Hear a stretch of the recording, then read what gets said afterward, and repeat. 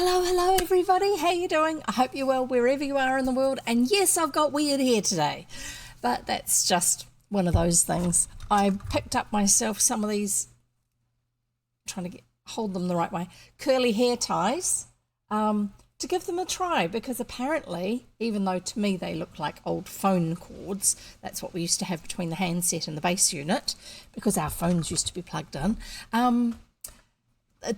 They're shaped like that, and they're plasticky on the outside like that, which actually means that kind of they hold onto your hair better. So I've been testing them.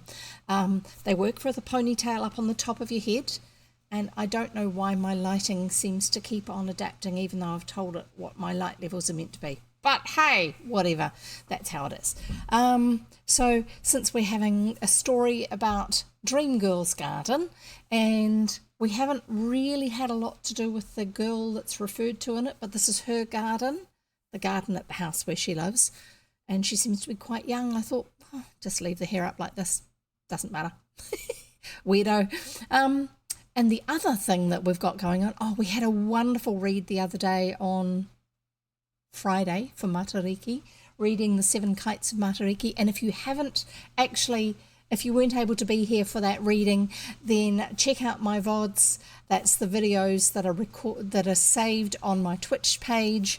And if you are too late for that, then hopefully you'll be able to catch it over on YouTube when I put it there. I will give you the link for that, but I haven't got it there yet. And to get that link, you really need my Discord link, because that's where I'm going to be sharing the link for it. It's not a publicly available video when it is put up there. So I'll give you my Discord link. That should be there for you to be able to see at the moment. It's also on my About Me page on Twitch. So you can go to my Discord server, you can join, say hello to everybody, introduce yourself in the intros channel, and then in the general chat, come and say hi and remind me that I need to give you the link for the YouTube video of the 7 Kites of Matariki. And I will actually get it put up there and you'll be able to watch it.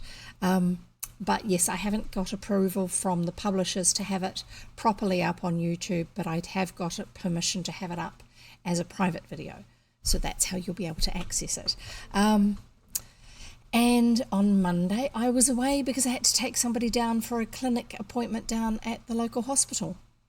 Not local, it's like an hour's drive away, and a whole lot of toing and froing and lots of traffic with lots and lots of people, because where I live is actually more out in the country than that. So it's kind of a really big day for me when I have to go and do that sort of thing. It's not my favourite. I end up with a headache the day afterwards, which I did, as usual. What else? I've been playing around with trying to get it so you have something you can do while you're listening to me reading, and I actually have a jigsaw puzzle handy, which I will put up on the screen. How about I put that up now? Here we go. Here is the jigsaw puzzle, and if you want to be part of doing the jigsaw puzzle, I will give you the link for that. Now, just a moment. I'm just trying to find the link. Here's the link so you can play the jigsaw puzzle.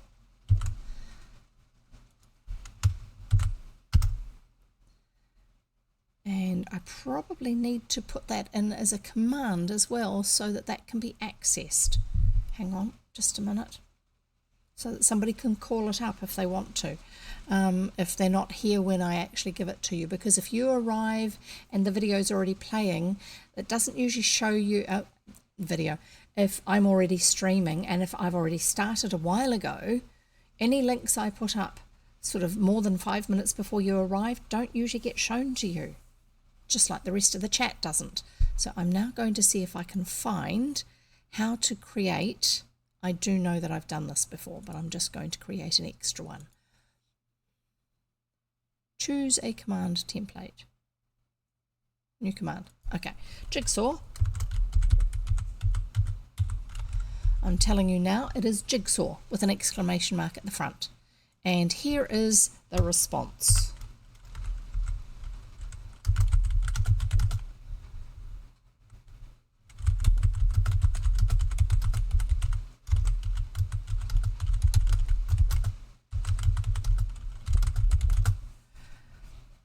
And I'm going to activate the command.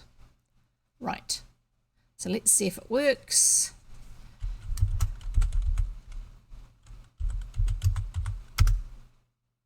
Yes.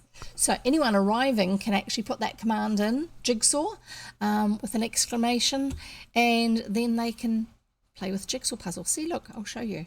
See, up there. It's moving around. Now, if you're watching over on YouTube and you can't see it, that's because I have trimmed what you see to just the frame of the video. And I'm really, really sorry, but you'll miss out on the jigsaw puzzle. So if you really want to do that sort of thing while you're listening to me, you can either go and find a jigsaw puzzle site and play jigsaws on it yourself, or you can come and join us live over on Twitch. And there is a link for that on my YouTube channel. Yes, there is, on my YouTube channel on the About Me page. So there you go. I'm going to put the piece back roughly where it was, and here's the link. I don't know if you got that, Q. Yeah, sorry. No, you don't need to. So here's the link.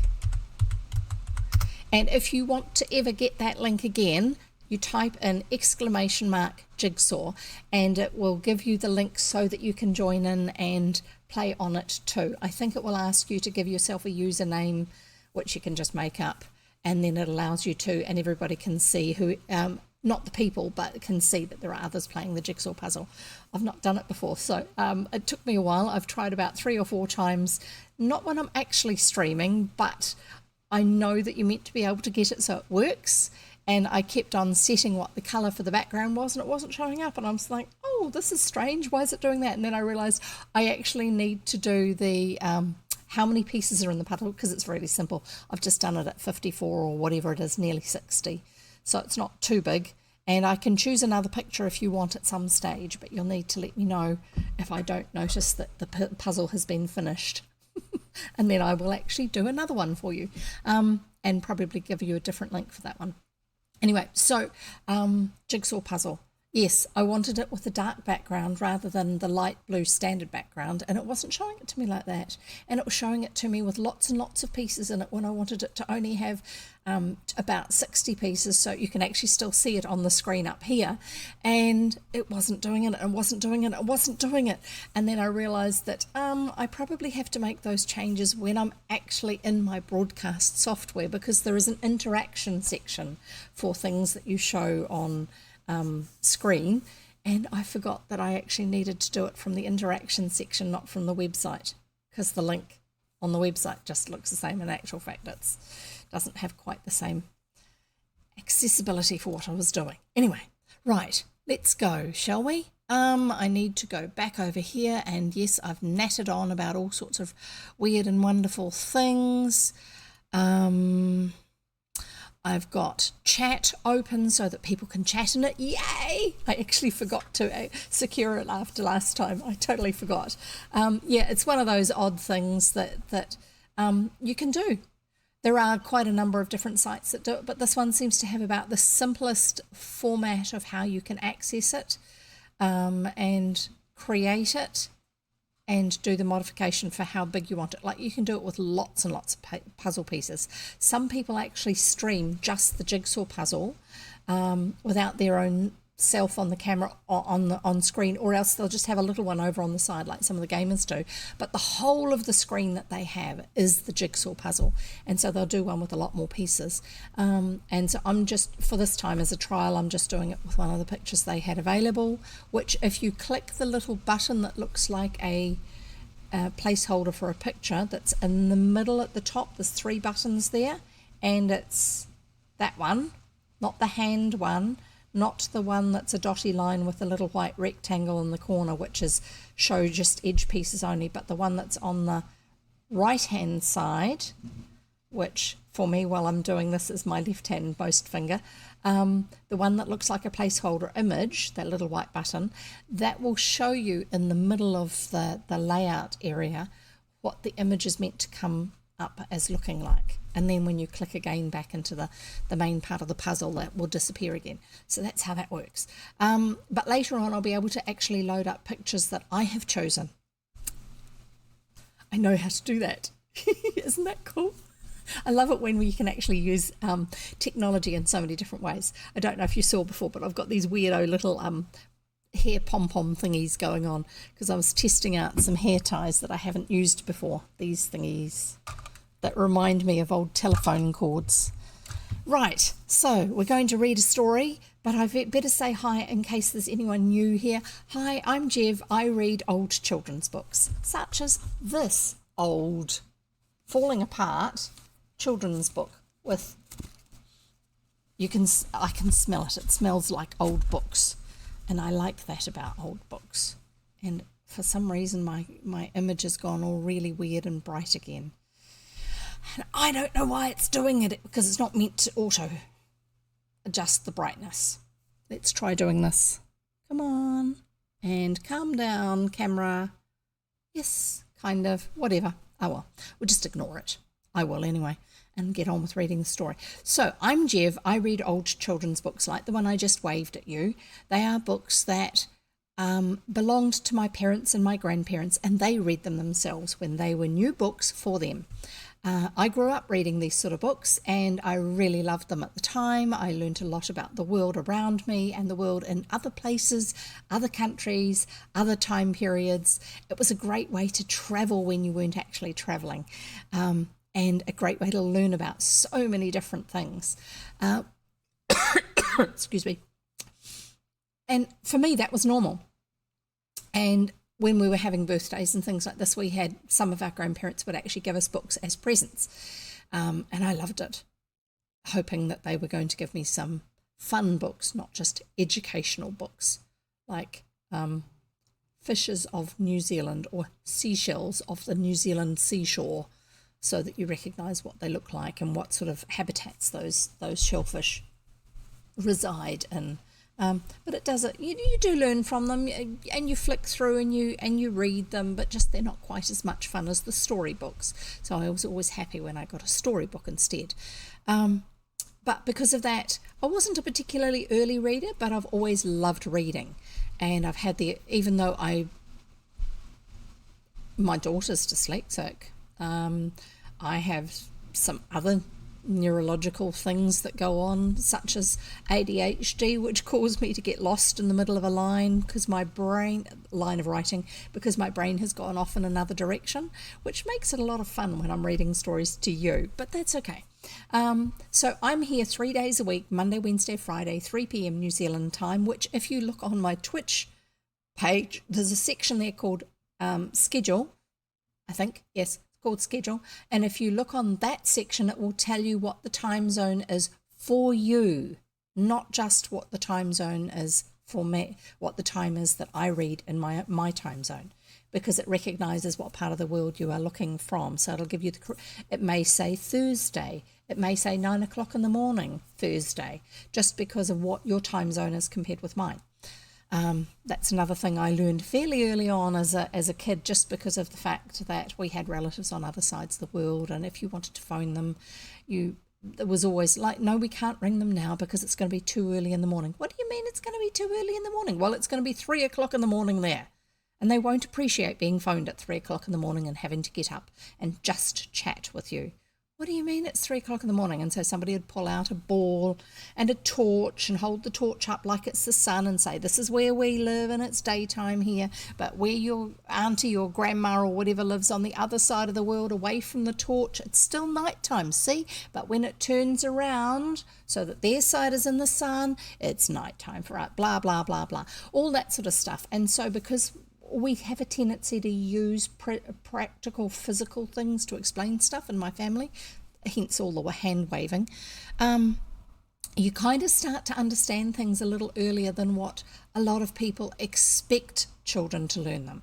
The reality is children are pretty bright, pretty clever, and if you give them the opportunity to learn something, they will often learn it much earlier than other people think they can.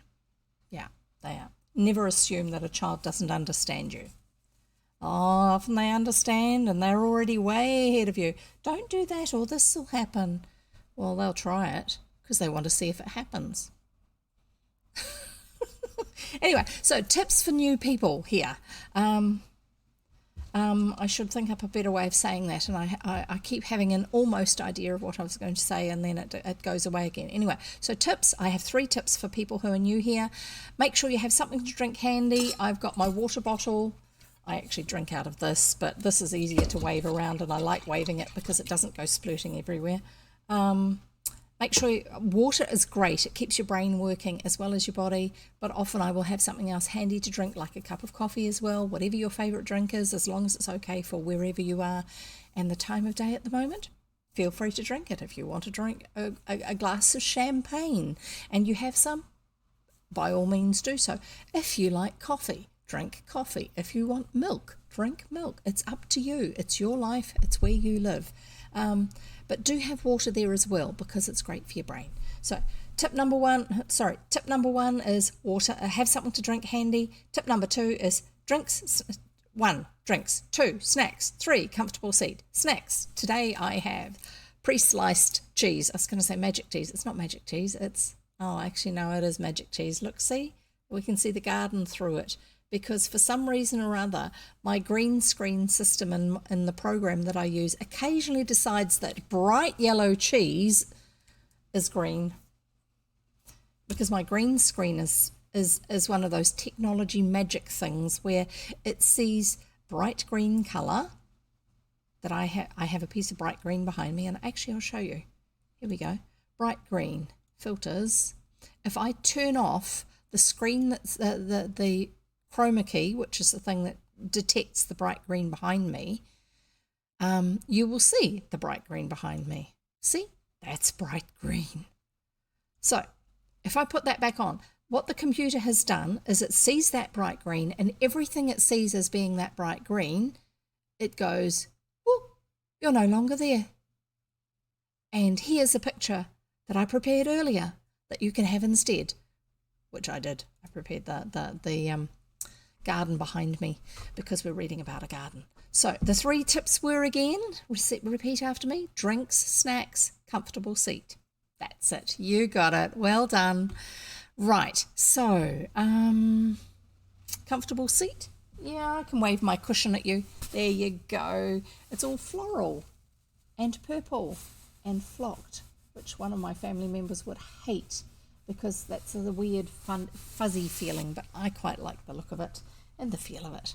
I don't actually need it in this seat, but that's okay. So we've got our 3 tips out of the way. What else do I need to tell you? I probably need to tell you some other things. Kind of housekeeping things. Hi everybody, so good to have you here, and so good that I actually remembered to turn the chat on and get started at the right time and turn up myself. Oh, it's been one of those weeks already, and it's only Wednesday. There was something else I was going to tell you. What was it? I can't remember. Okay. I'll repeat again. If you did not notice, we have a jigsaw puzzle for those who like to fiddle with something when they're listening to a story. So there's a link. Anybody can put the link in. Go on, somebody type in !jigsaw, and it will give you the invitation link where you can then go to the browser and it will show you that puzzle that I have up there, and you'll see the moves that you make with the jigsaw puzzle pieces up here on my screen while you're playing it in your web browser. So there you go for it. I'll tell you all about Codex a bit later on. That's a reading group that I'm part of. We all read public domain books. I'm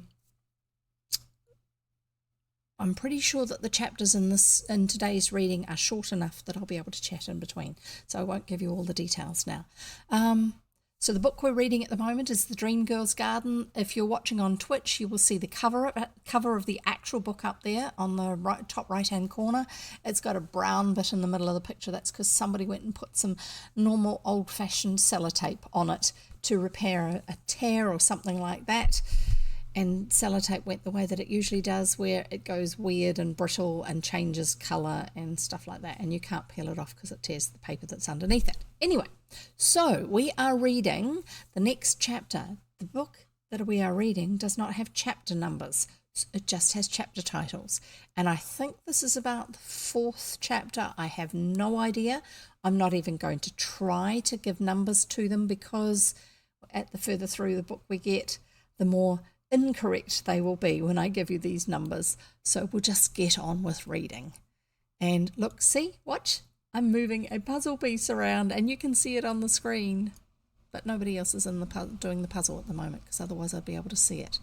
Right. I think that's all.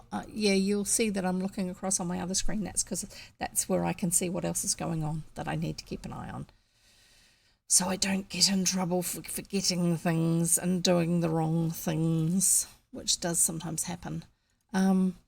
Give us a shout out if you need the jigsaw puzzle link, but you should be able to call that up just by typing exclamation mark jigsaw, no spaces, JIGSAW. Right, let's read.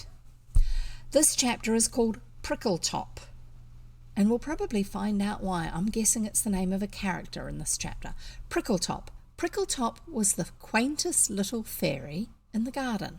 There you go, it's his name. His hair was always on end, as if he had never a thought to give to its brushing, which is why he's called Prickletop, and yes, it's his hair.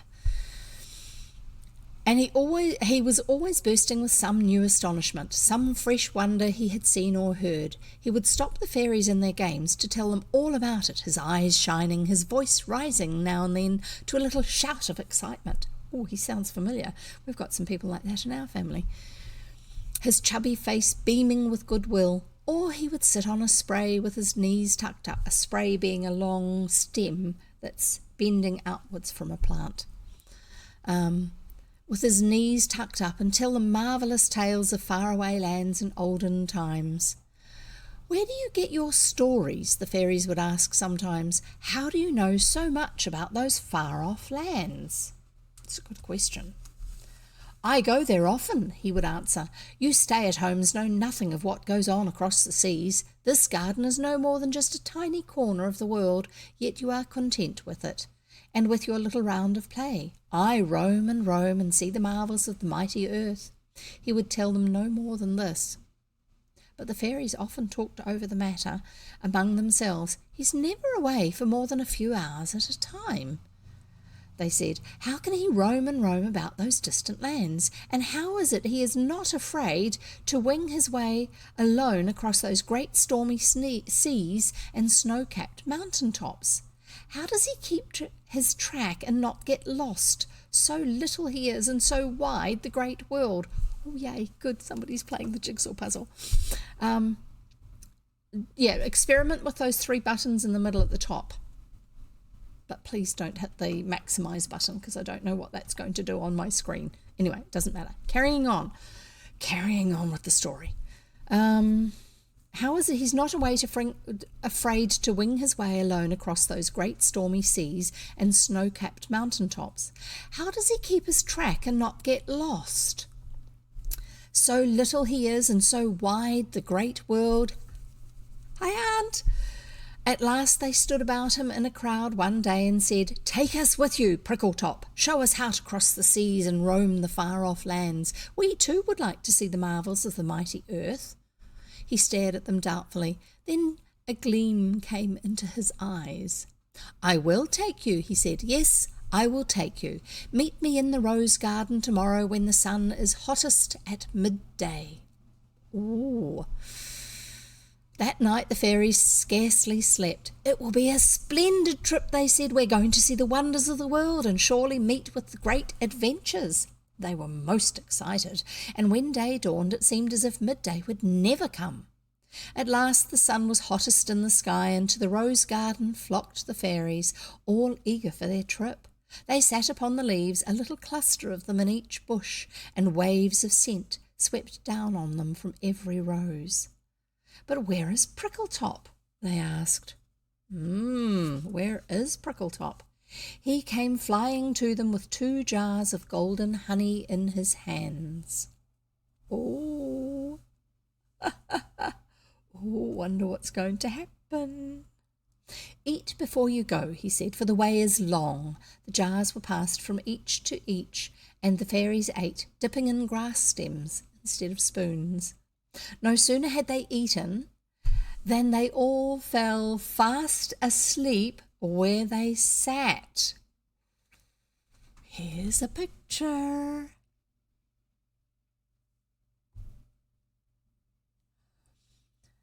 They all fell fast asleep where they sat, leaning against each other or against a branch. The rose garden was full of sleeping fairies. It was enchanted honey giving sleep, and more than sleep. For in it were the echoes of the flowers' memories, their memories of the lands from which they or their ancestors had been brought in days gone by. The echoes flitted through the sleeping minds and gathered themselves into voices and places and deeds, till moving pictures passed before the dreaming eyes. High among the mountain peaks a mountain daisy grew.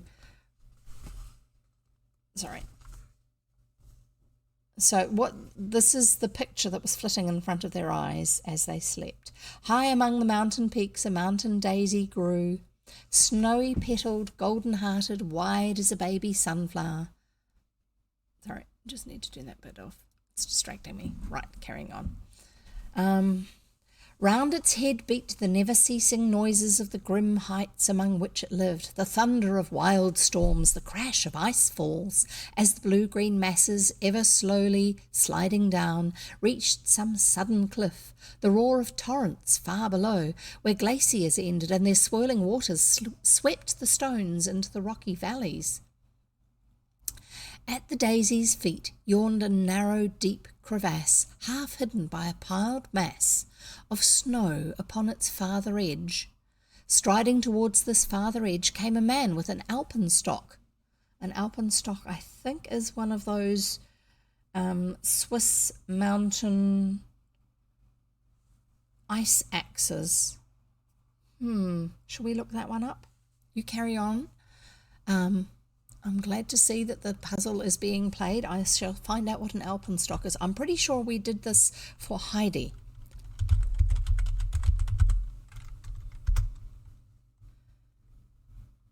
Oh, an alpenstock is an iron-tipped stick used by hill walkers and previously by mountaineers.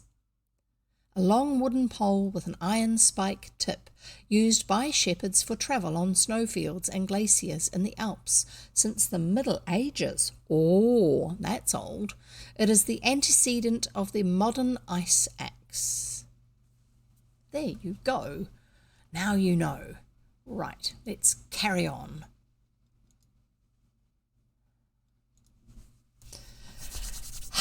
Good. Oh, you've cleared them all into a pile out of the way so that you can actually see your workspace. Brilliant. Good idea. There is an option to show just the edge pieces. The middle button, I believe, on the top of the screen, the one that's a dotty line with a little white rectangle in its top right-hand corner.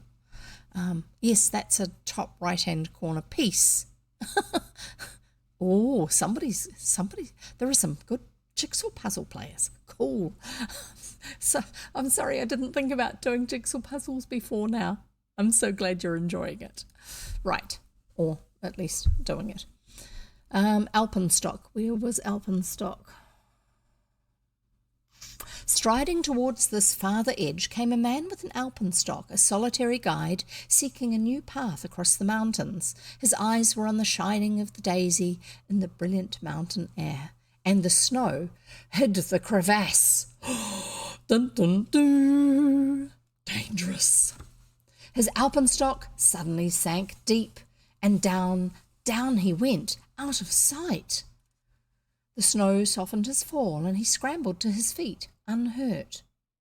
But now began the long struggle for escape from that ice prison. No use to call, no human help was abroad, so on those far heights he must scale unaided the smooth perpendicular wall that shut him in. This is inside the glacier, kind of, I think. Hour after hour he worked with ice axe and alpenstock, so he's actually got an axe as well. That's good. Cutting, clinging, slipping, climbing, till almost spent, he drew himself at last above the edge beside the daisy, and lay full strength to recover breath and strength. Full length. The two words are one above the other. And he lay full length to recover breath and strength. Presently he rose to go on his way, but stooped first and pulled the daisy from its rocky rooting place. "You're a new one," he said, "and you will be a remembrance of my escape." You shall go down to my garden in the valley. So he pulled the plant up, roots and all, so he can plant it where he lives, in the garden. No, in the garden where he lives. Sorry, that's better. So that's the end of that story in their dreams. The next one. Beside the blue waters of an eastern sea, a scarlet lily slowly opened its first bud, glowing in the sunshine and nodding in the warm south wind. The domes of an eastern city rose nearby, and turbaned men and veiled women went to and fro.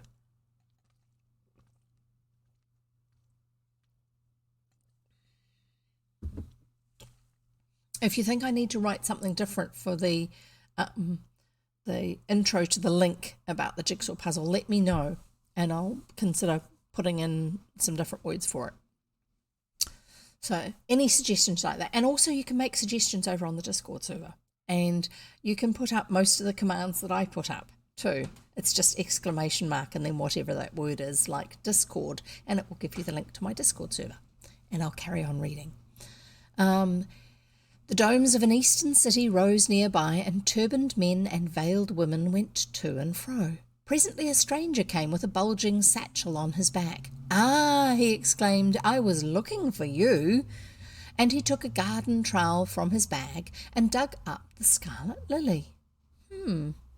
As he rose from stooping with the lily in his hand, he was seized by turbaned soldiers. "What is in your bag?" they asked, and they hurried him before their officer. "We found this stranger digging by the seas," they said. "He is plainly not of our land, and he may be a spy upon our forts." "Search him," said the officer. So the stranger stood, smiling, to be searched. But nothing of their countries could the soldiers find upon him but roots of flowers in his satchel and the lily in his hand. When they had finished and stood puzzled, he spoke to them in their own language. "I am no spy," he said. "My work is higher than that of war. I am a gatherer of beauty. I come and go about the lands, gathering such wild flowers as will bear transplanting. I take them over the sea with me to plant them in quiet places where they may spread and fill the air with loveliness. Your scarlet lily goes to blossom in an English garden to give delight to English eyes." He gave his name to prove his words, and on hearing it, the officer bade the men release him. Important man, then. So he went free, carrying the lily bulb far across the sea to his English garden. I wonder if that's based on a real person. I don't know how you'd find that one out, though. It looks like I'm going to need to find another puzzle for you to do very soon. Anyway, up and down the rolling slopes of low Australian hills, this is the next story in their dreams, up and down the rolling slopes of low Australian hills, the earth was carpeted with wild spring flowers, golden and pink and purple, blue and flame-tinted and crimson. They glowed, a sudden glory spread about the fresh feet of the year. A train came panting halfway up, shrieked, and stopped.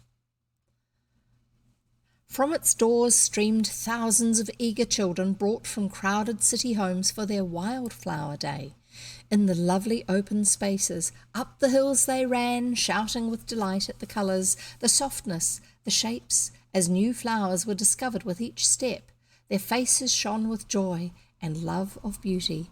A little girl sank down beside a tiny plant loaded to the ground with gorgeous blossoms. "You are so beautiful that I must have you for my own," she whispered, and she dug and dug with probing and patient fingers till she had it up, with clinging earth about it. She wrapped it in her handkerchief and hid it in her lunch bag. And when she reached her cottage home at night, tired and half asleep, she yet must plant her precious flower before she went to bed. If she wants it to grow, she does, yes. Day by day she tended it, and somehow it bloomed again and seeded, a lovely wilding in the dusty city. So the stories began, and on they went, ranging from land to land, from flower to flower, and still the fairies slept. Suddenly the enchantment ceased.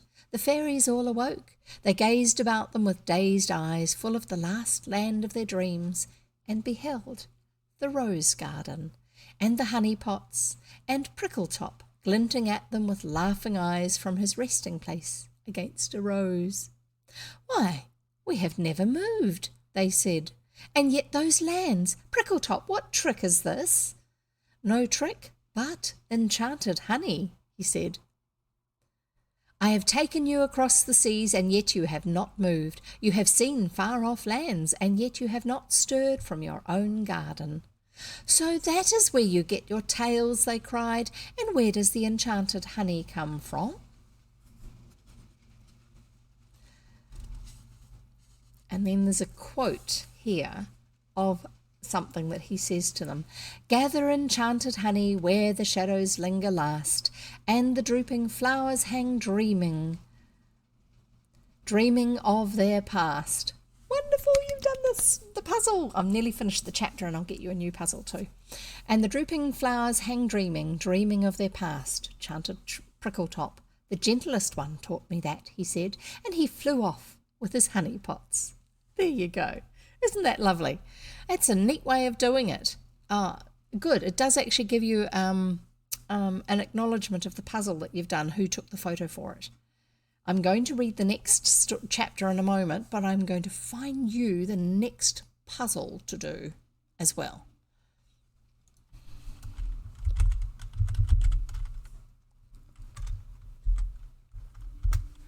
Because I know there are more here.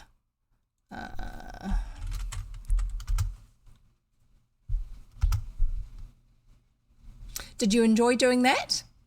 Yes, it is possible to submit photos to use for that. They need to be hosted somewhere. I've got that in mind for in the future. I will do that. But at the moment, I'm just using the ones that they have, so that it's a little bit easier for me to actually keep track of how to use the system, because this is my first time using it. And obviously at the moment I'm doing ones that are reading themed.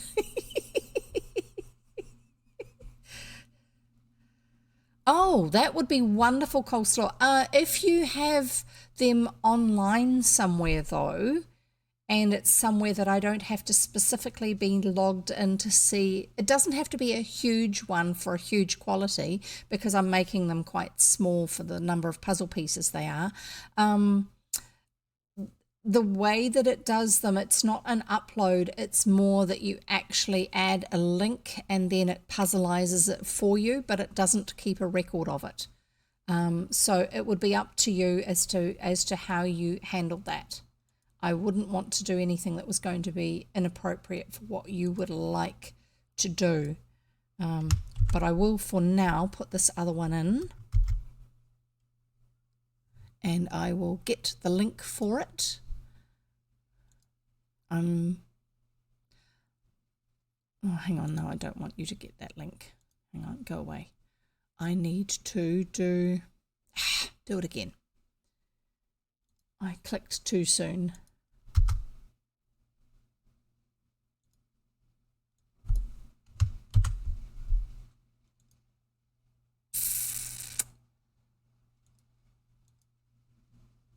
Modify this puzzle. That's the bit I wanted. Choose. No, you're not letting me. Why are you not letting me? It's meant to let me choose Are you okay with it being a large number of puzzle pieces? Because those are a lot of pieces there.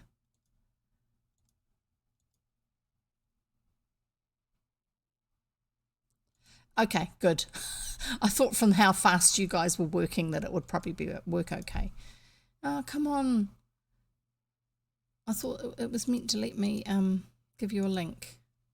It's not letting me give you a link. Try it again. See if you can use it from the same link that you had before. It may actually work. And I'll also, for Coleslaw, I'll give you the link for the website so you can, I'm guessing that you've already checked it out. But the website is this, for those who want to know, if they want to use it for other times. Okay, I'll need to choose a different one then because I went and accidentally lost the ability to change it. Hang on. Right, we'll go here.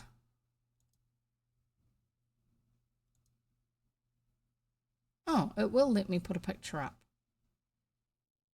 It told me before I couldn't do that. How about the picture I've got at the moment for my background?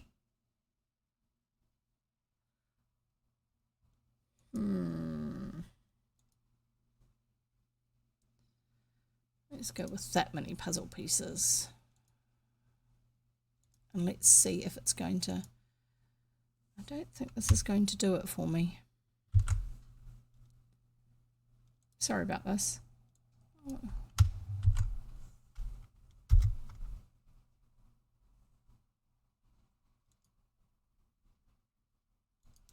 Still not.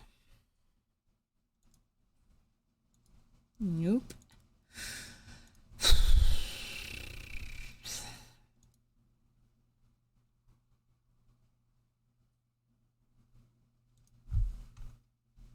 I'll do a different one and then we'll do it again.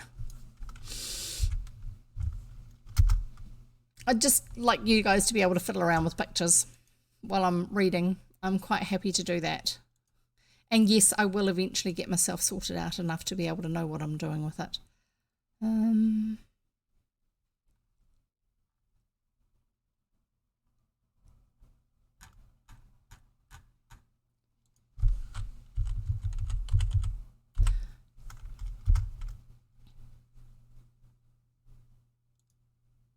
That looks like a fun one. Well, I like the picture.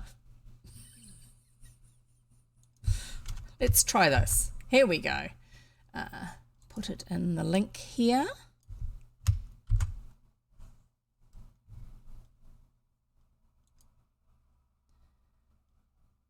And now I do the interact with thing here.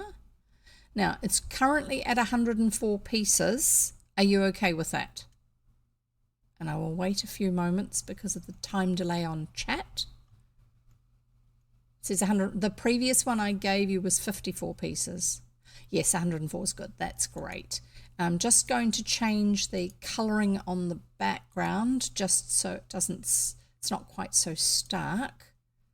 Get game link. Thank you.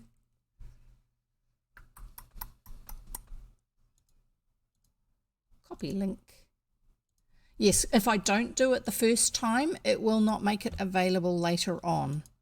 It, for some reason, just doesn't. So here's your game link. I will put that in the into the command as well so that you don't have any problems with it.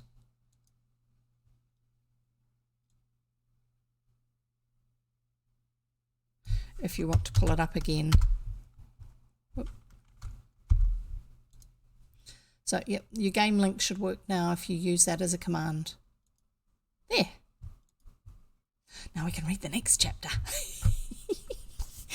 I like the fact that we can actually do these sort of bits and pieces.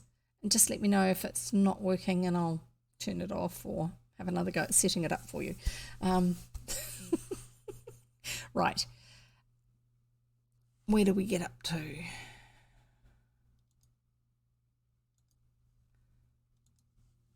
Yay! Good. So the next chapter is called Little All Alone. I am reading The Dream Girl's Garden by Edith Howes. Now, she was an early New Zealand children's author as well as a teacher. So the current chapter is Little All Alone. There were times when the dream girl felt a queer, wild feeling inside her. We haven't actually had her part of the story except for the very beginning. Isn't that odd? Oh well, we've got the next bit. I'm not quite sure when the next... Okay, I was just checking to see when the next picture is. And I think it's this one, but we don't actually need it yet. I'm just getting it ready for you so I can show it when you need it. Right, here we go. There were times when the dream girl felt a queer, wild feeling inside her. Then she simply had to run and shout and jump or sing and wave her arms, or dance and twirl about on the short green grass. Have you ever felt like that? I have, yeah. Right. It was a strange feeling, and there seemed no name for it, so she made a name for it herself. She called it wumphiness. Wumphiness. I'm going to write that in because I think that's a fun word. Yeah, you're most welcome. I'm so delighted that we can actually have some things that you guys can do with your hands and your eyes while I'm reading to you, because I know that sometimes you just need to. I have fidget toys. Which is probably why these hair ties appealed to me, is because you've got the texture of pulling it through your fingers like this, and things like that. But I've got a little mini koosh ball. It sits in my handbag so that if I need it when I'm out, I've got something to fidget with, and it means that I can listen better and take in the information. But I'm going to give you this word in the story, wumphiness. There you go, wumphiness. I need to try and remember that one. I feel wumphy, she would say, and out of the house she would race, down the long path to one of her playing places under the trees, or round the pond and up the steps and in and out among the flower beds, flitting, skipping, dancing, whirling and singing all the time. But it was when the wind blew hard that she was most wumphy. Yeah, I know that feeling. Then she spread her little arms like wings, and with hair and short skirts blown out, went laughing, shouting, rushing down the wind. I am wumphy, wumphy, wumphy, she would sing, and the wind swirled around and round in all corners of the garden, chuckling, wumphy, wumphy, wumphy, as he went. It was on the wumphiest day of all that she lost her mother's letter. Oh dear. Mummy was away for a holiday, and the dream girl, who was learning to write and could spell very well for her age, had sent her a letter. This was the letter. Dear Mummy, I hope you will come back soon. I miss you very much. When you come, I will give you kisses and hugs all the day. I will fill a box with kisses now and put it in this letter. Here is the box. Daddy showed me how to draw it. And here's the box filled with kisses that she drew. There you go. Love from Margaret. So that's the letter she had written and sent to her mother, not the one that she had lost. A few days later, this reply came from Mother. This reply. My darling little girl, I loved your dear letter. You are learning to write and spell very nicely indeed. And your box of kisses is the sweetest thing I have. I am going to take a kiss out of the box every morning and evening until I come back to give you real kisses on your mouth and real kisses from you. Get real kisses from you. I am sending you a whole house full of kisses. You will find them coming out of the chimney and falling out of the windows and pushing each other out of the door. Oops, the picture is a bit bigger than the other one. I had to scan it from the book. There you go. There's the house with the kisses coming out of the chimney and falling out of the windows and pushing each other out of the door. And here is the house, said Mother, with the picture in there. Fondest love from Mummy. There you go. Isn't that sweet? Just turn that off so I can move back into the middle of the picture. Here we go. The dream girl was delighted with her letter. She hugged it and kissed it and showed it to everybody in the house. Then, because her joy made her feel very wumphy, indeed, she ran out into the garden and raced to and fro with the letter in her hand. The wind was blowing hard, and presently it whipped the letter out of her hand and whirled it away over the bushes and out of sight. The dream girl hunted and hunted, but it was by this time growing dusk, and she had to go in for tea. She never saw her letter again. But the letter was found by someone else. Hiding in a lilac bush was a little fairykin who had lately come from the gentlest one's garden. She was old enough now to leave the spring garden and live with the fairies in the dream girl's garden, but she was missing the gentlest one and her love. The fairies here were all quite ready to pet and kiss her. Just hello, how are you? I hope you're okay. You lovely thing. Like you do with a cat. But she was a shy fairykin, and she was not yet used to them, and somehow the more she wanted to be comforted, the more she hung back and could not let them touch her. There were so many of them, and all she wanted was just one loving friend. So she hid from them in the lilac bush, peering wistfully out at their merry games, but refusing to come when they called her. She likes to be by herself, they said at last. And the name they gave her was Little All Alone. When she heard that, she cried, and her tears fell on a lilac leaf and turned it golden where they touched. It was a windy afternoon, and by something white was blown with a rush into the lilac bush. It was the letter. The wind pushed it hard against the leaves in front of the branch on which Little All Alone was sitting, and she looked up from her tears and saw the kiss house Mummy had drawn. She couldn't read the writing, but she knew kisses when she saw them, and she sprang at the paper and held it till the gust had passed. Then she pulled it gently into the middle of the bush and stared at it. A whole house full of kisses, and they were mother kisses too, the best of all, and here was a fairykin hungering for kisses. Well, she would have them, but first she must make them real. At present they were only ink and paper kisses. She pulled the letter to the ground and pinned it there with a sharp twig. No wonder the dream girl never found it again. Then she flew to a rose bush for a thorn. With that she cut out the little house from the letter, piercing all around it with the thorn till it fell out. So she perforated the paper all the way round the edge of the house. She held the paper house upright on the ground and sang a magic song above it. As she sang, the ink and paper house faded away to nothing, and next moment a real house stood in its place. It had 4 walls, white as paper, but strong as wood. Turning pages. And standing edge to edge, just as a house is built. So front, side, back, other side, roof, all of those things. And it had a pretty red roof with a red chimney in it, tiles and brick. And it had a door and 2 windows. Little All Alone opened a window and looked in. The house was full of kisses, real kisses. They were exactly like tiny, downy, rose-red birds. And they chirped just as baby birds do in their nest. Of course, they didn't look like birds to humans. But fairies and fairykins can see them as they really are. They can fly, and the moment Little All Alone opened the window, 6 flew out and softly touched her on the mouth and cheeks and chin and cuddled into her neck. "Oh, you darlings, she cried, and she shut the window again to keep the others in.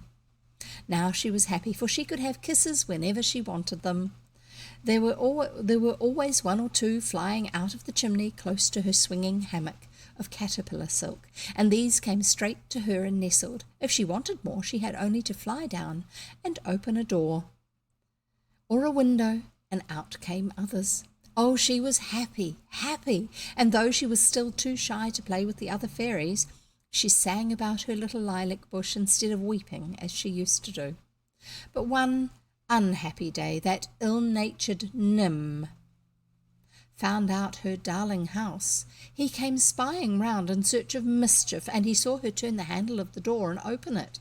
12 rose-red kisses floated out and clung to her, and she took them with her to the sunlit upper branches of the lilac bush. And there sat, cuddling them and singing of her happiness. He saw how carefully she fastened up the door again before she left, and with a wicked laugh he opened it as soon as she had gone. The little trusting birds came out to him just as they did to Little All Alone. Next page. But he cut at them with a switch that's like a whippy little stick he carried in his hand, and he drove them away and said, "Be off with you." And he turned his switch in at the open door and whipped about the house till every terrified kiss fled through the windows and out into the garden and was lost. Not one was left. He flew up to Little All Alone. "Your house is empty," he said with a laugh. She was so startled that she sprang from her seat and went flying down to look, and the kisses she was nursing went tumbling from her arms. Before they could recover themselves, Nim was at them with his switch, and they were driven off and lost as all the rest had been. He flew down to enjoy the fairykin's disappointment. She had thrown herself on the ground before the open door of her empty house, and was sobbing as if her little heart would break. "Oh, cruel, cruel," she moaned. "They were all I had. Now I shall be sad and lonely once again." You would have thought that even the hard-hearted Nim would have been sorry for her, but he only flew off with a grin, delighted with what he had done. Little All Alone sobbed on. Presently there was a flutter of wings above her, and then somebody was down beside her. 2 loving arms went round her, and her little tearful face was kissed. It was Honeybell. Of all the fairies in the garden, she had the sweetest face. Little All Alone had watched her many a day and longed for courage to fly out to her, for I know she would be kind to me, and maybe she would even love me, she had often whispered to herself. "Dear Little All Alone, will you tell me what has happened?" said Honeybell. "I saw that cruel Nim come chuckling from your lilac bush, and I knew that he had done something to hurt you. Will you tell me what it is?" And she kissed the fairykin again, and comforted her until her tears were all dried away. And the story of the letter and the house and Nim's cruel trick could all be told. "You poor little thing," she said, "how dreadfully unhappy you've been, and we did not understand. Leave your lilac bush and come with me out into the garden. I will be your friend and will love you best of all. You shall have as many kisses as you like, and we will go everywhere together. You will soon know all the fairies, and you will be as happy as any here. And for that shameless Nim, he should be driven from the garden. He is such a nuisance, but his punishment will come. Some day it will come." She coaxed the fairykin out among the flowers and the sunbeams, and played with her, and loved her, and taught her to be merry with the other fairies, and not to be afraid. And soon there was no little all alone, for she was now the happiest one. For weeks the lost little kisses floated in and out among the trees and bushes of the garden, or wandered up and down the paths and lawns. The dream girl said she often felt them touch her lips or cheeks when she was playing or running in the wind, but she could never see them. And it was not till long afterwards that Honeybell told her the story of how they came to be about.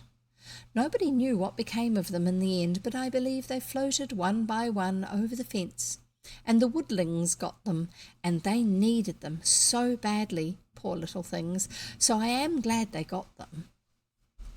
There you go, that's the end of that chapter. And you're doing really well with that puzzle. Looks lovely. Wonderful.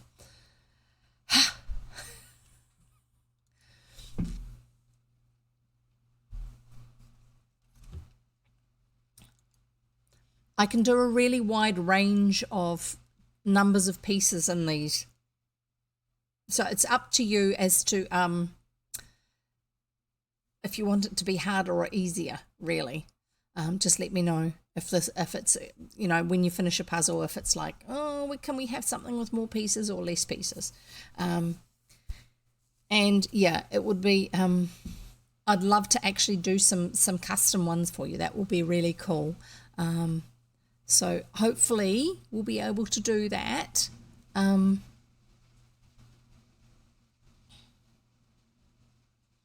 Q's going to see what's suitable, if it's going to work out for them with the way the system works. Because, like I say, I'm pretty sure it doesn't actually save the pictures to be used by anybody else, if they're ones that are custom ones that you load up yourself. I'm not sure. I was under the impression that you needed to have a URL to put in to show a picture, but I'm not sure. We'll see. So I was going to tell you about Codex, just in case you didn't know. So Codex is a group of readers like myself, where we read public domain books. Now, what I read on Friday was very unusual. That was a book that is still within copyright, but I had specific permission from the publishers that I could read that to share with you, because it's something that is very specific to New Zealand that I wanted to be able to share with you.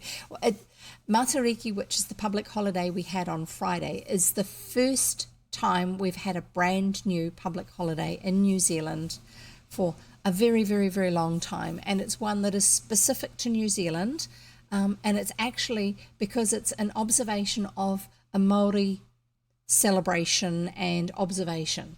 Matariki is the start of the Maori New Year, and so they've actually recognised that as a day that we can have as a public holiday, which is wonderful because we've never done that before.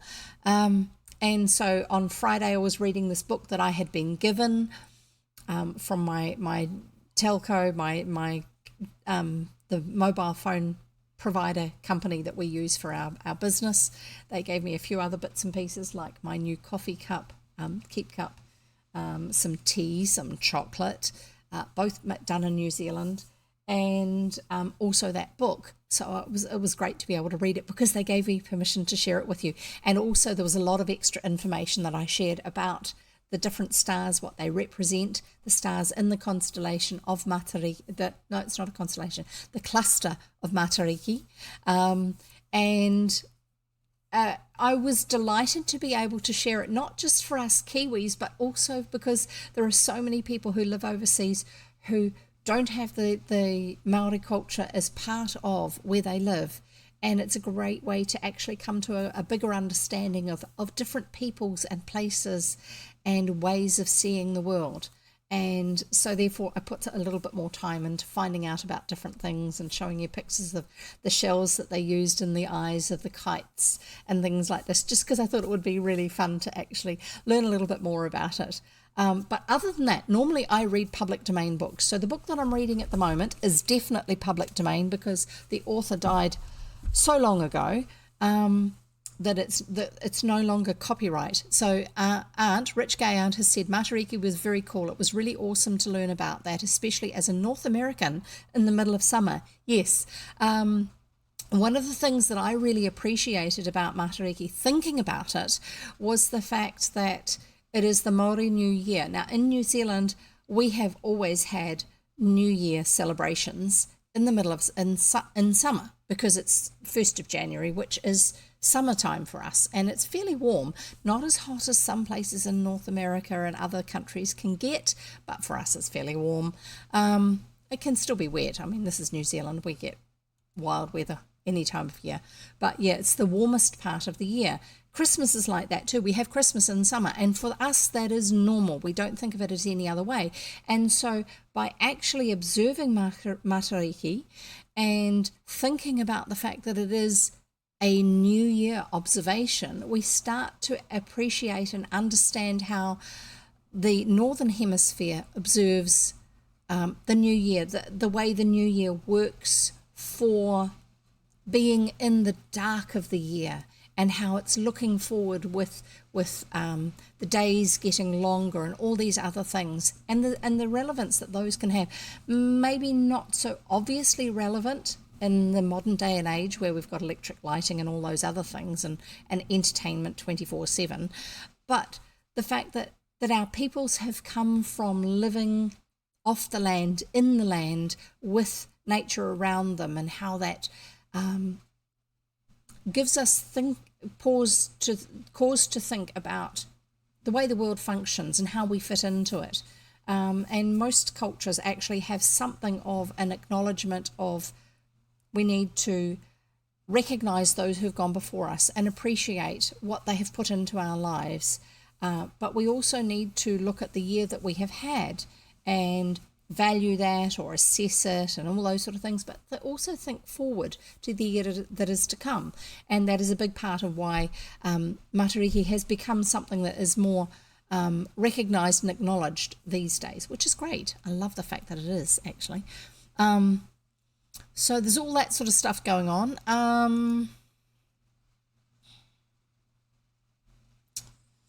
There was something else. I'm trying to think of what else there was. Something to do with Matariki. Nope, can't remember. Right, that's what I was telling you. I was actually telling you all of that because I was talking about the fact that what I normally read is public domain. So the book that I'm currently reading is actually written by a New Zealand author. She was a teacher, and then she, especially for younger children, she was quite revolutionary. She actually liked the idea of and included it in the classroom where she could, Montessori method. The ideas that Maria Montessori used, which was that children learn best by getting their hands on things, using real things. So instead of playing with toy kitchen stuff, actually having real ones that feel like real ones, learning how to do up buttons, putting a button through a buttonhole, actually having a board. They used to make things where you have a timber framework with fabric fastened to it, on two sides as a flap, and one side had buttons on and the other side had buttonholes. They were real buttons and real buttonholes, and so the children could play with them to learn how they worked. Lacing things up, doing zips up and down, things like that for little children, and then later on actually more hands-on things as you applied what you were learning to what real life, and actually having a connection between what you learn and the way you live life. And she felt that was really important, and so did the lady who's the author, who was quite, like I say, quite revolutionary for New Zealand education at the time, because it was back in the day where you had to learn everything by rote and all that sort of stuff. So it's one of her ideas was with writing. She decided that she was going to write books that might be fantasy and fully based on imagination, but where possible, it would have some reflection of scientific reality. So one of the books she wrote is called The Cradle Ship, and that's about babies. I can't actually remember the specifics of what she put into it, but yes, it's actually about helping children to understand that babies come from parents. Very, very unusual for the time period that she was in, to actually do that. But she did it in such a way that it was still acceptable because of the way she phrased things, the way she explained things. But it helped children to be a lot more realistic, instead of like Cabbage Patch. You know, you go out to the Cabbage Patch and find a baby under a cabbage. What's with that? Or a stork, bird that we don't actually have that particular style of bird here in New Zealand. We've got something similar, but not quite big enough. In Europe, they have, in some places, like in the Netherlands, when you go into the more rural places, there will be something like a power pole or a telephone pole in the field near where the house is, and you've got the power lines running across to it and all this sort of stuff. Or sometimes it will be actually set up on top of the house, where you'll have a wagon wheel that is propped up on top of the house, so it's a flat disc, and storks will come along and build a nest on it. I remember reading a book by a chap called Meindert de Jong called The Stork on the School, The Stork's Nest on the School, something like that. And it was about the fact that the little school in the village where they are in the story hasn't had a stork there for a long time, and it was considered to be good for the village, good for the farms, if you had a stork. I'm guessing it's because it actually reflected good biological health of the area that you were in, if you had good health enough that storks would live there. So why not? It was considered to be lucky. Wonderful, we've finished the next puzzle. Fabulous. And so when we were travelling in the Netherlands, which is where my husband has some relatives, we actually camped down a side road next to a farm, and there was a pole there which had a cartwheel with a little bit of plywood on top of it so bits didn't fall out. And yes, a stork had built a very messy stick nest on top, and there were two storks perching on it, and one would flap away. They make this weird sound when they're talking to each other, would fly away and go and get food and then come back, and then the other one would go off and all this sort of stuff. And yeah, I just thought it was in books, but no, it's real. So there's a lot of things like that that come into old stories. And so that's why I like reading a lot of those sort of things. It sort of brings the past into the present and helps us to think about how things happen. And I was telling you all that because it was something to do with public domain books. I don't know. I can't remember why. So Codex, there is a group called Codex, and we all read public domain books. And here's the link for the Discord server for Codex. We have a book club, and that we're currently doing Bartleby the Scrivener by Herman Melville. That's the guy who wrote Moby Dick, the book, not the movie, not any of the movies. They're based very, very loosely on it. So if you join the Codex Discord, you don't have to be a reader, an online reader, to actually be part of it, and nor to take part in the book club. Go and join it, explore, find out all about it. But if you want to listen to other readers who read public domain books, I've got links for them all in my About section on Twitch here, which means that you can sort of catch up on some more reading, different books. There's a whole variety of different things that people read. I just read children's books, but some of the other people in the group read... oh, that's that one. That's the one we've just done. That's good. Some of the other readers read adults books. One of the other readers also reads graphic novels, ones that are publicly available to be read. Do we want another puzzle? Because I am going to read another chapter. Yes? No? You don't have to. I can put it up, and then if you don't want to, you don't have to do it. I'm just looking for something that's slightly different again. Well, they're all different, really. Find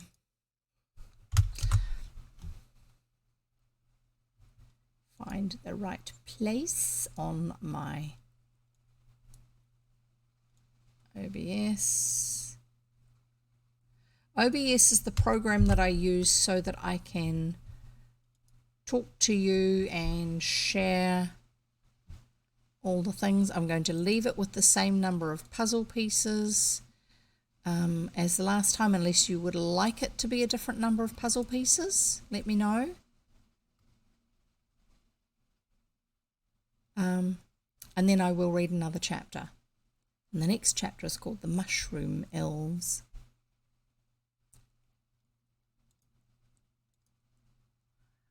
I'm going to leave it with the same number of puzzle pieces. Good, thank you. Yeah, the delay in the broadcast is a bit weird. And here is your link.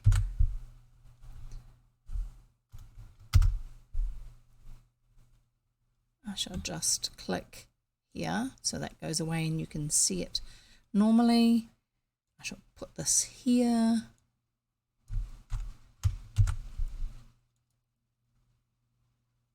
This one is Bisley Garden.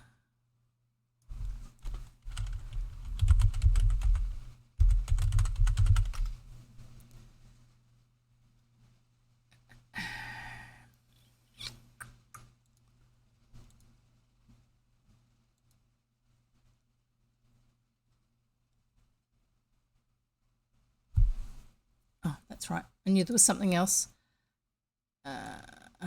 This one here.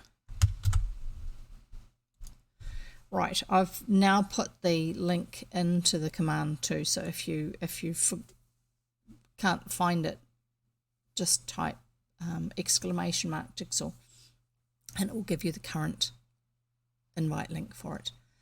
Right, glad to be able to have something that you can do while you're listening, and you don't have to, obviously. Right, the Mushroom Elves.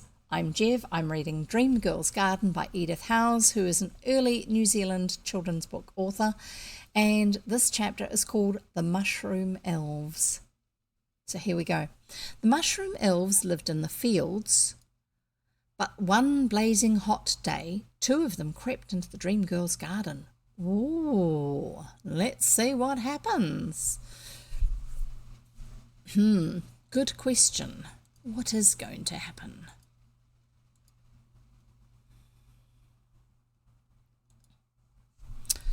Now,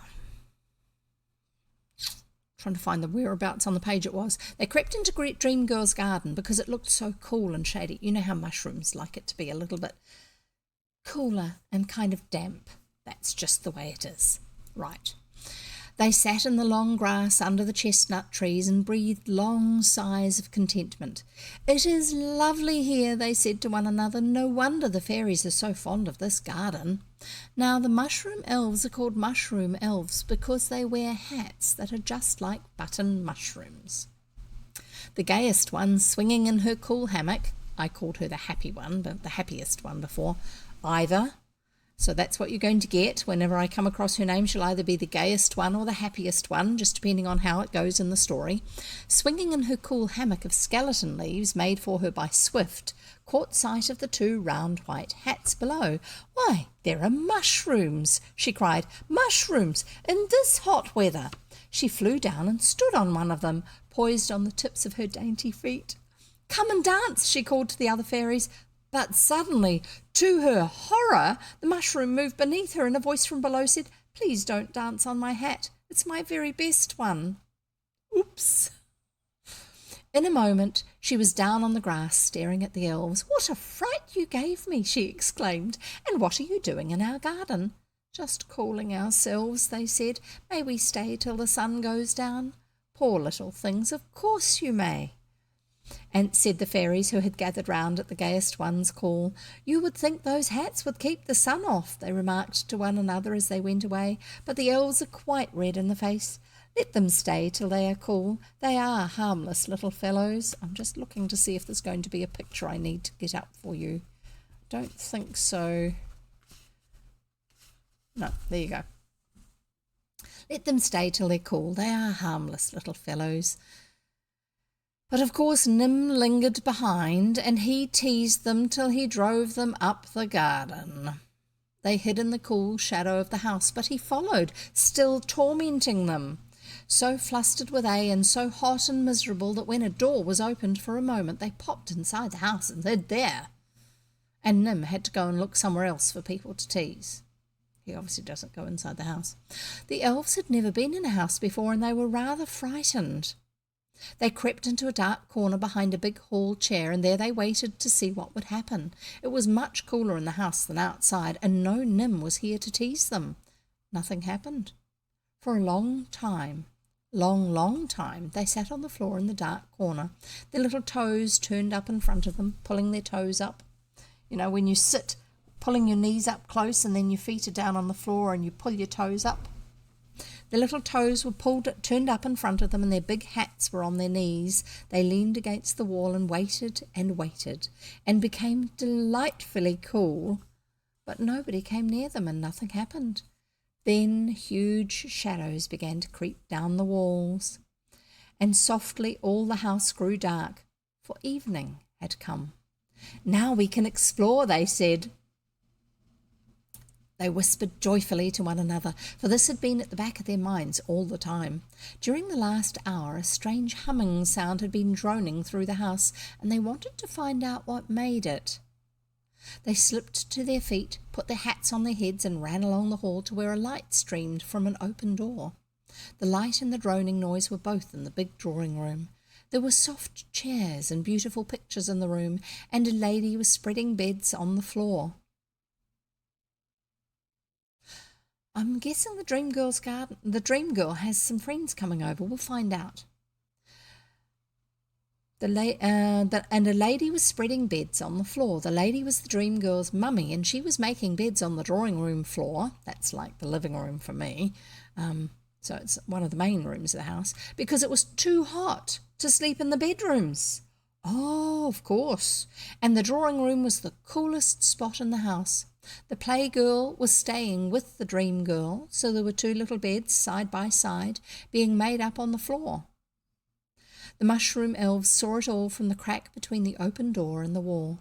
"Now come and wash," said Mummy, and she and the two little girls went off to the bathroom. This was the chance the elves had been waiting for. No one was left in the drawing room, so they ran in to trace that droning sound. All the windows were shut to keep out the heat, and yet there was a cool wind in the room, a wind strong enough to make the curtains flutter. What do you think that is? This wind and the droning noise both came from a flashing thing that whirled and whirled on a table set against the wall. It was an electric fan, but the elves did not know its name. They stood in the middle of the carpet, turning pages, and stared at it, and its flashing fascinated them. "I should like to touch it and feel what it is made of," said one. "I wonder what it is." "I should think we can climb up the leg of that table," said the other. "They are very smooth and slippery looking, but there are crinkles in them that will help us. Then we can touch the funny thing that goes round so fast." Ooh. They ran to the table and began to climb. At first they managed fairly well. The legs were smooth and slippery, but the crinkles helped them, and soon they were almost halfway up. But now they came to a bigger crinkle than any of the others. It bulged so much that every time they tried to pull themselves over it, they slipped back and had to clutch the crinkle before it, the one below, to save themselves from a tumble. At last one lost his hold and fell head first to the carpet. Luckily he fell into his hat, which he had taken off and had left upside down on the floor before he began to climb, so he wasn't hurt. "I shall try it again," he said. "I won't be beaten." The other elf had been listening. "They're coming back," he whispered. "The humans! Hide!" He slipped down from the table leg and they both ran under the couch. The humans might not be able to see them, but then again they might. "Some can and some can't see elves, so it's safest to hide," whispered one. "Yes, you never know," whispered the other. The two little girls kissed Mummy good night and lay down in their beds. "Now, girlies, no talking," commanded Mummy. "If you keep each other awake as you did last night, I shall have to punish you." The playgirl sat up in bed, her eyes twinkling. "What will the punishment be?" she said. Mummy wanted to smile, but she managed to look severe. "I shall shut the door," she replied. The playgirl was going to say, "That isn't much," but before she could speak, the dream girl cried, "Oh, don't do that, Mummy, please." She knew it meant going to sleep in the darkness, and though she didn't mind darkness at all in her bedroom, it seemed quite different here in the drawing room where things looked strange and unusual at night. If Mummy shut the door, the light could not shine in from the dining room across the hall where the grown-ups were sitting. "Please don't shut the door, Mummy," she begged. "Don't talk then," said Mummy, "but go off to sleep like the birds." She turned off the light and went out, and the children lay still, watching the yellow patch that lay on the carpet by the door where the light shone in from the dining room. The elves under the couch watched the children. "When they go to sleep, we'll creep out," one murmured to the other, and an elf murmur can't be heard, even by children. But the girls were not at all sleepy. "Let's have a secret," came in a naughty whisper from one of them. "What shall we have?" whispered the other back. "Let's keep awake till everybody has gone to bed, and then get up and go into the dining room and dance and have a good time all by ourselves." "Oh yes, that will be splendid. I can keep awake. Let's whisper about all sorts of things." As if Mummy doesn't know that they're going to be doing this sort of thing. They whispered about all sorts of things, and the elves found their conversation so interesting that they never thought of moving. "The noise of that electric fan would keep anyone from sleeping," said the playgirl once. "They always tell us not to touch it, but I'd love to get up and put my finger in just to see what it would do." "Oh, don't, came in an agonized whisper from the dream girl. "It's knives. They go round so fast that they would take your finger off. Daddy told me. I should think they would take your hand off. They're so swift."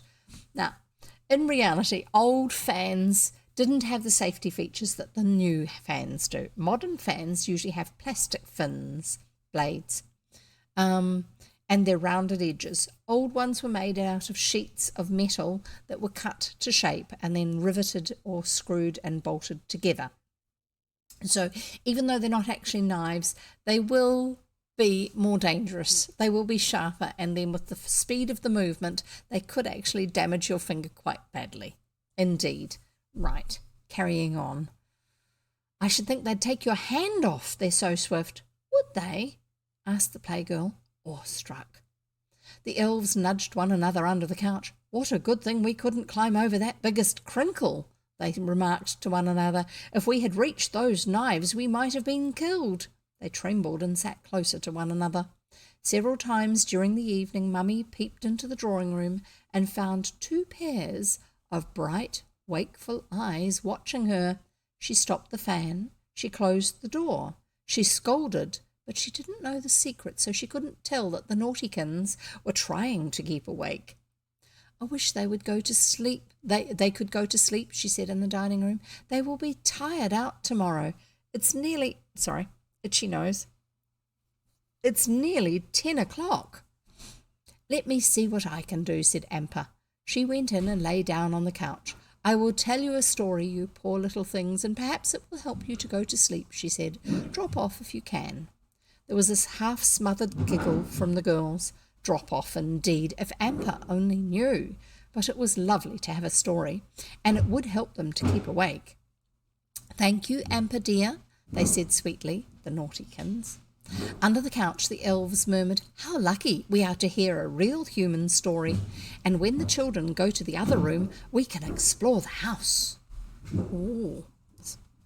Sneaky elves, Amper began. Once upon a time, in a far-off olden country, I'm guessing Amper means grandma in some other language. I'm not sure. A-M-P-A. You can look it up if you would like. In a far-off olden country, there was a king who had 90,000 sheep feeding in a great green valley. High hills stood round the valley, and behind one of these hills lived a magician who loved to play tricks on people and animals. He was cross with the king because the king wouldn't give him any lambs to eat with his mint sauce. So he made up his mind to play one of his tricks on the king and his sheep. He made a magic wind that smelt of green grass and clover and daisies and sweet turnips and salt and new-mown hay and all the things that sheep love most, and he sent it stealing down the valley side in little puffs. As soon as the sheep smelt that wind, they began to climb the hill, trailing after each other one by one over a narrow track, following the wind to find the things that they thought they could smell. But this magic wind was a sleep wind. This magic wind was a sleep wind. And as soon as the first sheep came up over the top of the hill, he stepped into the sleepiest puff of all. He felt drowsy at once. He walked a few steps, feeling sleepier and sleepier, and then he lay down on the hillside and fell asleep. The next sheep came up over the top of the hill and stepped into the sleepiest puff of all. He walked a few steps, feeling sleepier and sleepier, and then he lay down on the hillside and fell fast asleep. And then the next sheep came up over the top of the hill and stepped into the sleepiest puff of all. He walked a few steps, feeling sleepier and sleepier, and then he lay down on the hillside and fell fast asleep. And the next sheep came up over the top of the hill and stepped into the sleepiest puff of all. He walked a few steps, feeling sleepier and sleepier, and then he lay down on the hillside and fell fast asleep.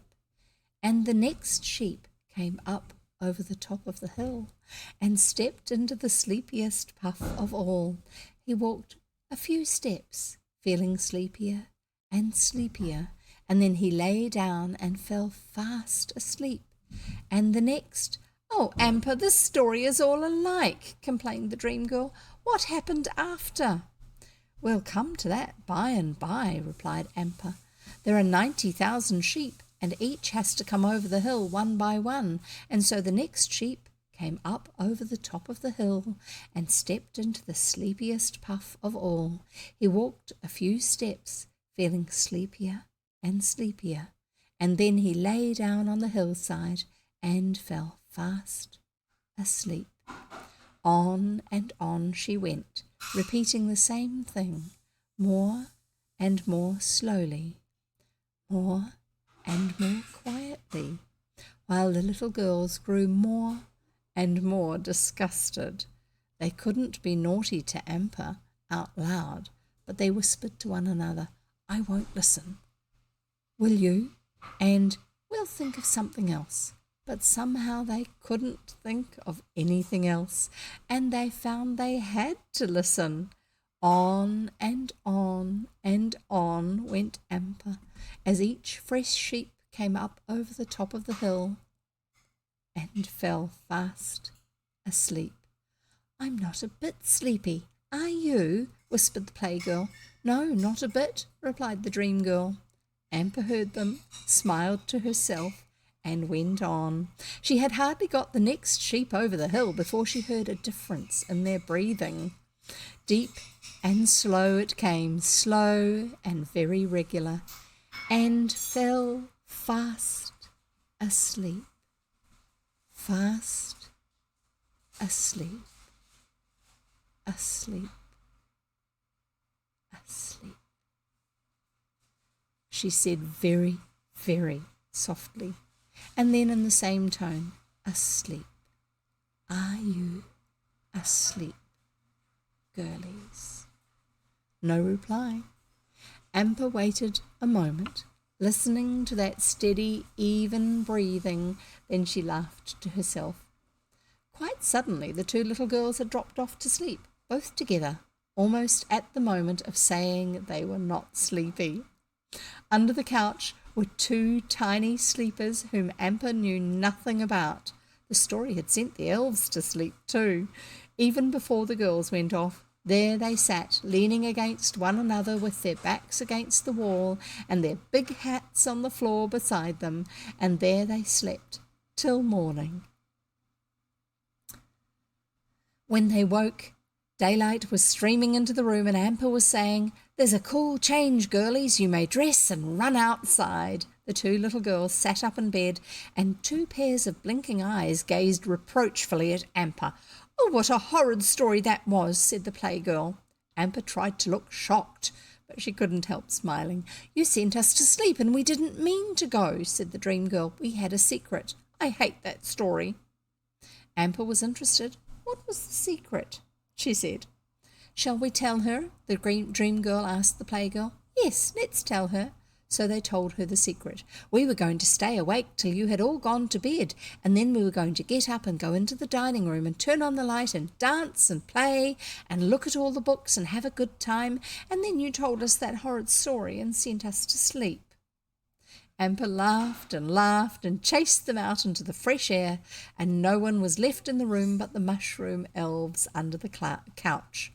They sat staring at one another. "So we went to sleep too," said one at last.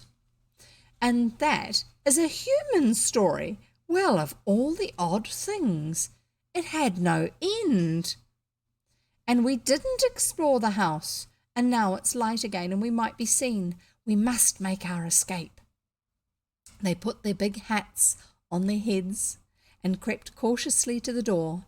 Hurrah! The front door was open. In a twinkling they were outside, running fast through the flowers to the gate, and so away to their home fields. "Anyway, we have spent a night in a human house, and we have heard a human story, which is more than most elves can say," they panted as they ran. And that's the end of that chapter. So there you go. I hope I didn't put you to sleep as well. I'm not going to read the next page in the next chapter, but I will tell you what it's called so you know for next time, and there will be an illustration in the next one. The next chapter is called Blossom and Robin. So there you go. I said that before, didn't I? There you go. It seems to be a favourite phrase of mine. I don't know why. If you're ever looking for it, this is what this book looks like. It's a very old one, but if you find anything that looks like this title here and this picture here, you might want to pick it up. I don't know that it's one that they've ever done reprints for. Oh, that picture is coming on nicely. Love the look of that.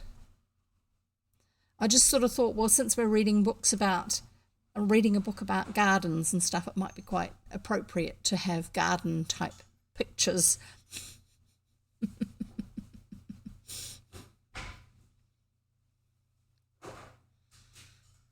So I'm guessing that you two have actually specifically done a lot of jigsaw puzzles before, because you seem to know what you're doing with this puzzle. Way more than I would have. I'm just delighted that I managed to actually figure out why I wasn't able to make it work before, when I have tried so many times. They're a great way to keep your hands occupied while you listen to something. So I'm glad that somebody else suggested to me that we could do them.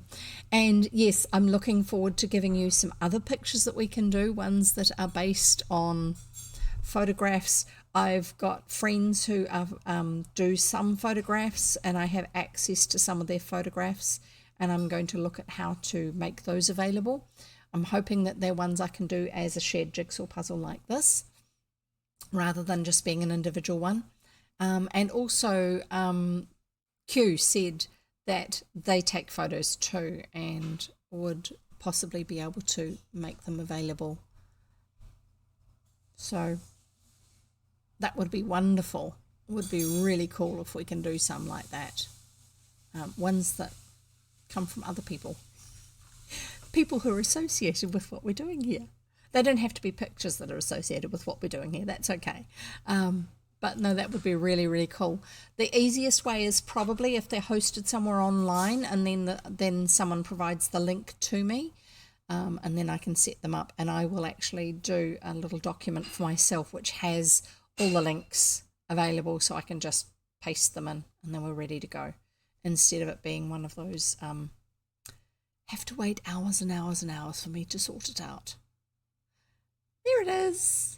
Yay, wonderful. Jigsaw puzzle finished. 3 puzzles today. Well done. Awesome. Yeah, let me know if you've got any particular preference for the type of pictures in the puzzles. Yeah, just a few puzzles. That's what I gathered. And wonderful that you're able to do them. And I'm just delighted that we're actually able to put them up online as part of what we're doing. Bisley Garden in Mount Wilson, Australia. Cool. It's very much based on Monet's garden style, with the type of bridge and the water lilies in the pond. So, my next reading should be on Friday, which is 2 days from today. And it will be 3 o'clock New Zealand time that I actually start talking to you, usually, anyway. But I usually, just in case you're wondering, I put the starting soon screen up about 10 minutes beforehand. I try to do it at 10 minutes. Sometimes it's a little bit after that. And if you arrive at that earlier stage, then you will get the first batch of advertising that Twitch puts up will be finished by the time I actually start reading. At some stage, I'm going to try and get organized enough to actually allocate when an ad runs, and do a 3-minute ad break, which seems like a lot compared with what the ones that run at the beginning of a stream are, but that would mean that there's enough time for me to shoot downstairs, go to the loo and come back again, or something like that. And then we all have the ad at the same time, and then it's out of the way and done. So that was fun. I enjoyed that, and it was great to be able to have something for you guys to actually do in the meantime while I'm reading. Look at doing some more of those. Trying to think if there was anything else I was going to tell you about. A little bit more about Codex. Yeah, join the Codex Discord server,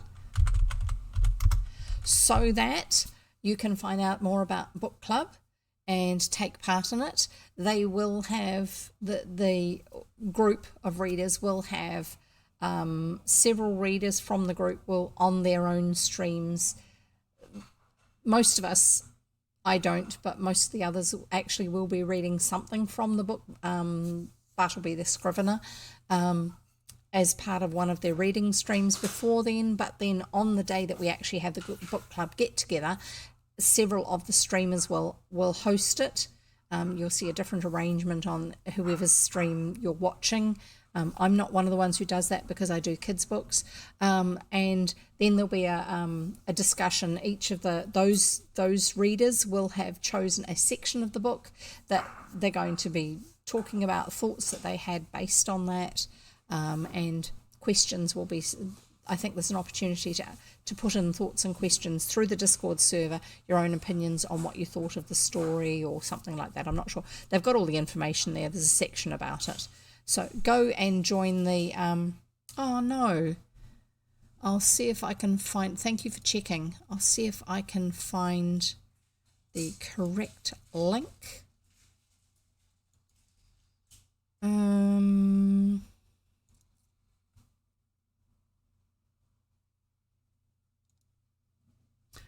can't, hang on, not that one. I need to go to the right.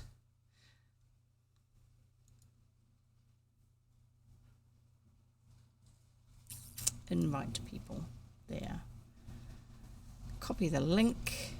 I'm going to give you this link, and I'm not sure, but this link here may initially take, once you accept the invite, may initially take you to the book club channel within the server, but you'll still, it'll probably take you to the rules that you have to agree to, and then I don't know where it takes you after that, but the actual link is meant to, will probably otherwise take you to the actual book club channel of there, and you can find out more about it. And there comes a time of year where they will actually have it open to people making suggestions about different books too. But keep in mind that all the books that we tend to do are public domain ones. So if you want to suggest one, make sure it's a public domain book, unless it's a book that you have written and you are prepared to give permission for it to be effectively broadcast. That's the other way that people do books on there. So yay, I'm so glad that that link worked. Don't forget, I've got links to all of the Codex readers that are currently readers for Codex in my About page on Twitch. You can go and see if any of those are live, and you can go and have a listen to them, support them, follow them. That would be much appreciated. There are a couple of the readers are not yet at affiliate stage on Twitch, and it would be really cool if we can actually help them get to being affiliates, just because it means that Twitch is a little bit more supportive of what we're doing. I'm not making money off this, none of us are, because none of us, it's not popular enough to be able to make money off it really, but it does mean that we can put emojis in our channels for you to use as followers. It's not just subs, but also followers. I've only got one sub emoji, sorry, at the moment. Emotes, I've got someone telling me.